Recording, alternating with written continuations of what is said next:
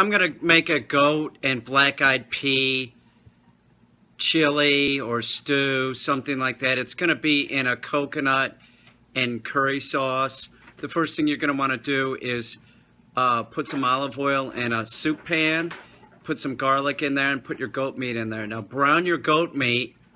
So I got some olive oil in a pan, and now I'm going to throw a little butter in there.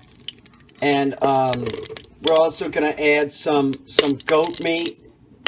Just add your goat meat in there like that.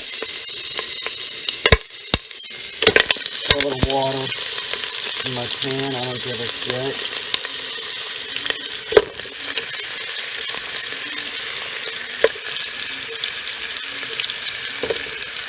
Alright. Now I'm going to add about 2 or 3 tablespoons of minced garlic. And then after the goat meat looks pretty brown, throw about 1.5 cups or 2 cups of chopped onion in there. Now you could use leeks, and that's what I would use if I had them, but I don't have them. So I'm just using a white onion. And brown the onion real good. So the meat's sort of browned now.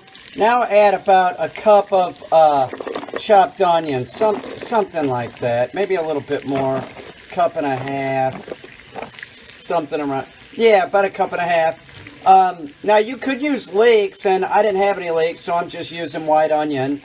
But if you're going to use leeks, only use the white part. Don't use the green part. Now after the onion is cooked and the meat's all cooked and everything, you're going to want to add some stock. And I'm using a vegetable stock here. I'm practically a vegan, aren't I? And so put in about 2 cups of the vegetable stock and put a lid on it. And you're going to want to cook it for 1.5 hours, at least 2 hours maybe, until the goat meat is tender and falling off the bone. Add some black pepper, some salt. Okay, so the meat's all browned, and now I'm going to add some chicken stock, about 2 cups. Oh, it's not chicken stock, it's vegetable stock. So 2 cups of vegetable stock, or enough to like cover the meat. Something like that. I'm using the whole box, screw it. About that. How big is this box? This box is 32 ounces. Now, at this point, you could add some ginger if you wanted to, or a bay leaf.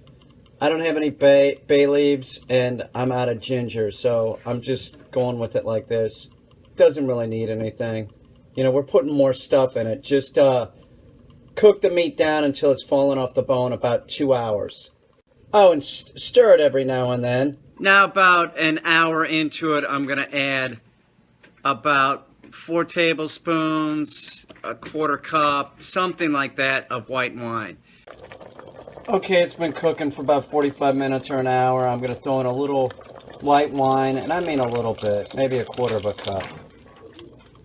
And keep cooking it. You got to get the goat tender so it's falling off the bone. Okay, it's been cooking for about 45 minutes or 1 hour. I'm going to throw in a little white wine, and I mean a little bit, maybe 1/4 cup. I got tired last night, and I turned it off and let it cool down and put it in the refrigerator, and now I'm putting it back on the stove.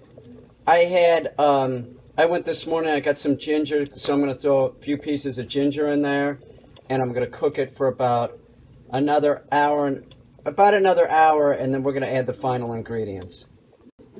Okay, I turned it off for a little bit, but we're going to, I've had stuff to do. You know, I'm cooking, turning it off, putting it in the fridge and stuff like that. But we're going to put the final ingredients in. Put in a can of, I'm using canned black-eyed peas. You can soak them. If you soak them, you know, you can cook them when you're cooking the meat, right?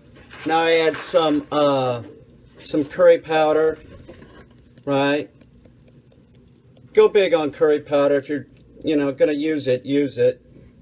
And then add a can of coconut milk.